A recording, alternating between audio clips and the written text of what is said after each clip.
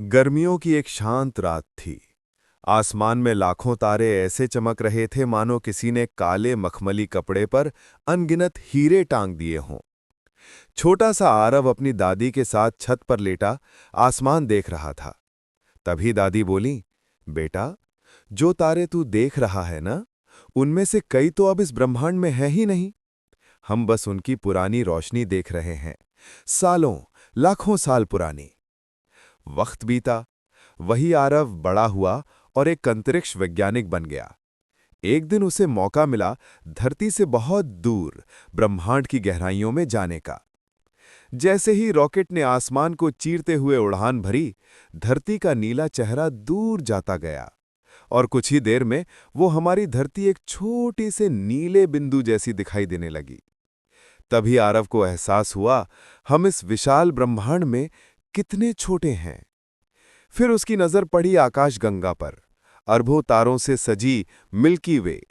ब्रह्मांड का केवल 5% ही हमें दिखाई देता है, बाकी हिस्सा डार्क मैटर और डार्क एनर्जी में छिपा है। एक गहरा रहस्य। यान धीरे धीरे शनि ग्रह के पास पहुंचा। सैटर्न अपने सुनहरी वलयों में लिपटा हुआ जैसे किसी राजा का मुकुट। और यह सोचकर आरव मुस्कुरा पड़ा, इतना बड़ा ग्रह, लेकिन अगर इसे पानी में रख दो तो ये डूबेगा नहीं, तैर जाएगा। फिर आया बृहस्पति, जुपिटर। वहां उतरकर उसने छलांग लगाने की कोशिश की, लेकिन गुरुत्वाकर्षण इतना ज्यादा था कि वो हिल तक नहीं सका। उसने महसूस किया, ब्रह्मांड के हर कोने का अपना नियम होता है। रात में जब उसने खिड़की से तारे देखे, दादी की वो बात फिर कानों में गूंजी, जो तारे तू देख रहा है, हो सकता है वो अब न हो। वो रोशनी अतीत से आई एक याद थी। आगे उसका यान चंद्रमा पर उतरा। मून पर कदम रखते ही उसने अपने बूट से जमीन पर एक निशान बनाया। उसे मालूम था, वहां न हवा है न बारिश, इसलिए उसका ये निशान करोड़ों सालों तक यूं ही रहेगा। इसके बाद वो पहुंचा मंगल पर, मार्स। लाल मिट्टी उसके हाथों में थी, मानो भविष्य को छू लिया हो। उसने दूर एक विशाल पर्वत देखा जो हमारे माउंट एवरेस्ट से 3 गुना ऊंचा था। अचानक यान में एक तेज सिग्नल गूंजा, एक रहस्यमयी तरंग, कुछ वैसी ही जैसी 1977 में धरती पर आई थी। क्या कोई और भी इस अनंत ब्रह्मांड में है?